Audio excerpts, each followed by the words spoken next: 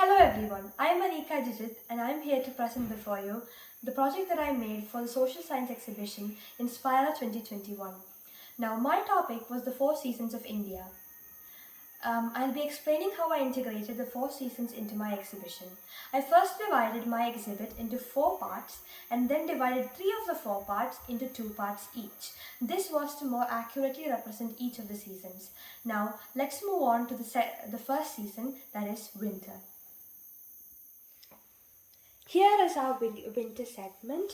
Now, as you can see, the two parts, one is the dry aspect and one is the snowy aspect. Now, the cold weather season begins from mid-November in northern India and stays till February. December and January are the coldest months in the northern part of India. The temperature decreases from south to the north. The days are warm and the nights are cold. Frost is common in the north and snowfall is common in the higher slopes of the Himalayas. Now, I've used a coconut shell and painted it white to represent a snowy mountain. I've also used cotton balls to show the snowflakes and the puffy clouds. So that's the wintry aspect, the snowy aspect of winter. But for most part of the country, it is the dry season. So I've represented that using this particular region showing dry twigs. The weather is normally marked by clear skies, low temperatures and low humidity and feeble variable winds. Now I haven't represented one aspect, that is the Mahavat aspect. Mahavat is the much needed winter rainfall and it is quite essential for the growing of rabi crops. That's all about winter. Now we're going to move on to summer.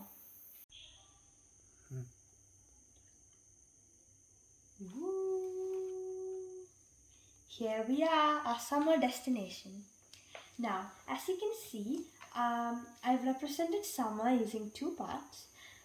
One will be used for representing the pre-monsoon shower part of summer and one for the hot gusty part of summer. Now, summer prevails from March to May and it is marked by rising temperature and falling air pressure in the northern parts of the country.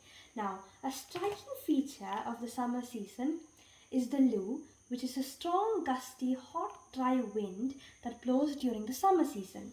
Now, I've represented the Lu using these brown pieces of string and these winds blow sometimes even blow during the evenings, and exposure to these can be quite fatal. Now moving on, localized thunderstorms accompanied by violent winds and falling of hail occurs in West Bengal and it's known as Kal Baisakhi. Now I haven't represented this part. The part that I have represented though is the pre-monsoon shower part. So here is the rain. Now, the pre-monsoon showers occur in Kerala and Karnataka. They are also known as the mango showers and they help in the early ripening of mangoes. That's all for summer. Now we're moving on to the advancing monsoon or the rainy season. Here we are, the rainy season. Actually, it's known as the advancing monsoon season. Now that's just a technical word.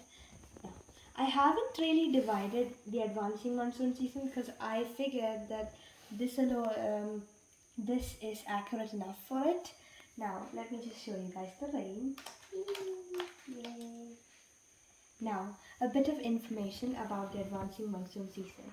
It begins by early June and ends by September. It is caused by the southwest monsoon winds, which originate in the warm tropical areas and move south to cross the equator in southwesterly direction. These winds carry moisture and thus bring rainfall. The maximum amount of rainfall is received in the northeastern part of the country, and the most recorded rainfall was in Monsoon, which is on the southern ranges of the Khasi Hills. Now, a phenomenon associated with monsoon is its tendency to have breaks, where it rains for a few days and then it is interspersed by rainless intervals.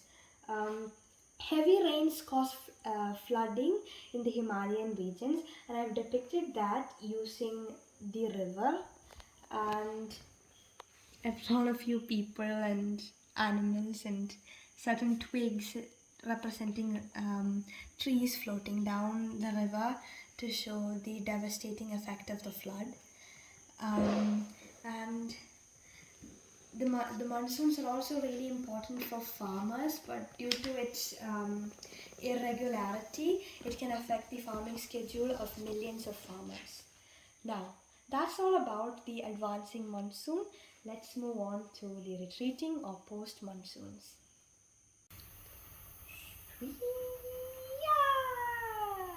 Now, here we are at the retreating or post monsoon. Now, this is during October and November. The cause of this monsoon is pretty interesting. Now, the monsoon trough or the low pressure trough over the northern plains becomes weaker and it is gradually replaced by a high pressure system. Thus, the southwest monsoon winds weaken and start withdrawing gradually. By the beginning of October, the monsoon withdraws from the northern plains. The months of October and November form a period of transition from hot rainy season to dry winter season. Thus, it is also called as the transition season. The retreat of the monsoon is marked by clear skies and a rise in temperature.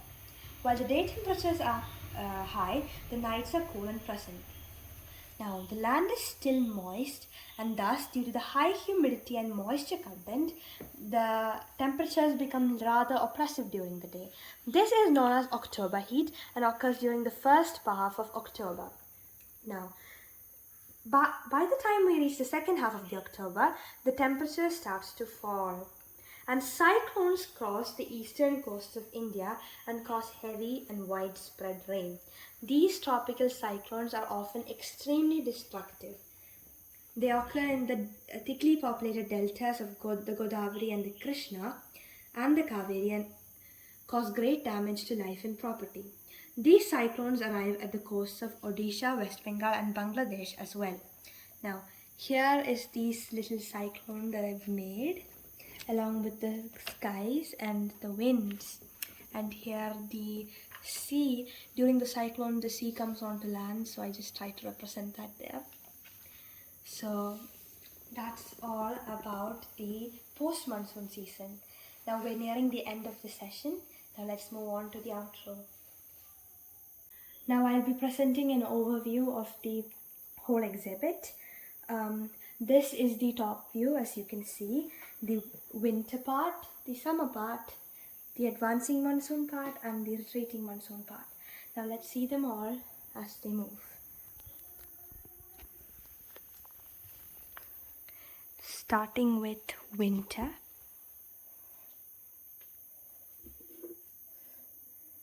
Slowly moving on to summer with the rainbow and the sun. Now, moving on, here we have the advancing monsoon and the retreating monsoon. And thus, that is the overview of our whole project. Ooh, the rain. That is all for my exhibit about the 4 seasons of India. I hope you enjoyed watching my exhibit and I hope you could learn something from it. Now, thank you for watching. Goodbye.